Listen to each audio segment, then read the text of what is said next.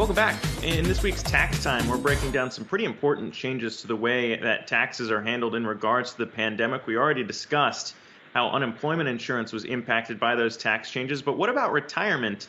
There are a lot of key things changing and penalties getting waived after the pandemic. And here to break that down with us is our expert for this week, Marty Davidoff, Prager Metis National Tax Controversy Partner in Charge, joins us right now. And Marty, the key thing here, I think, is a lot of people might overlook some of that penalty getting waived here. So talk to me about how retirement decisions should be changed in the wake of that pandemic. Right. Well, if you were impacted by COVID, they are eliminating the 10% penalty on your early withdrawals. So essentially, who's impacted by COVID? One who's diagnosed with COVID, one whose spouse is diagnosed, and then one who's experienced adverse financial consequences. And if you look at the details of what it is, it's pretty broad.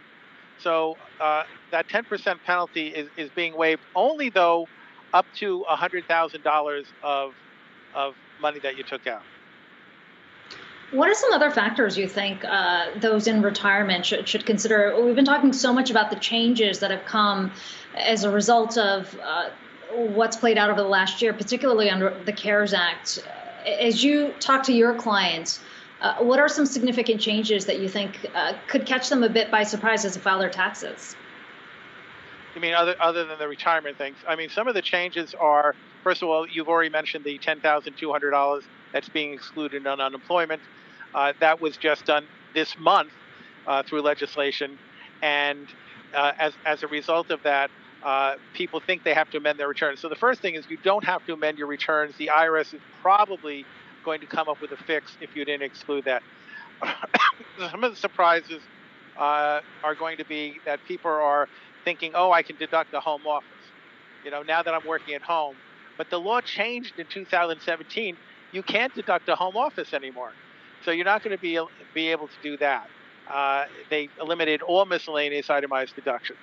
So in terms of, that kind of thing, that's going to be a little bit of a surprise where people thought they might be able to deduct an itemized deduction from home office.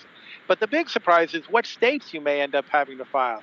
So if you've moved out of New York City and said, I'm going to go to my parents' house or my children's house in Connecticut, and you went there last March and you stayed there through December, you may have to file as a resident in two states. You may have to file both in New York as a resident, because that's your domicile, that's where your permanent residence is, but you may also have to file as what is called a statutory residence because you spent more than 183 days in Connecticut.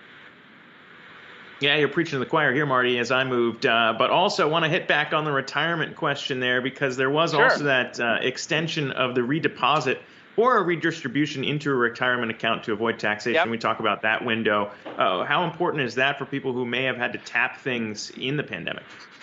Well, if you did take money, again, this is, if you did take money, you have the ability to put money back for up to 3 years. So let's say you're about to file your return. Usually there was a 60-day rollover period. That 60 days has now been extended to 3 years.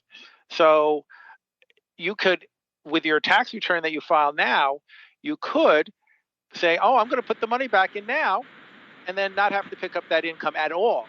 So remember, when you pull out a money from a retirement plan, there are basically two taxes you have to consider. One is your normal income tax, and the other is the penalty for withdrawing early. And the penalty for withdrawing earlier is what we talked about a few minutes ago.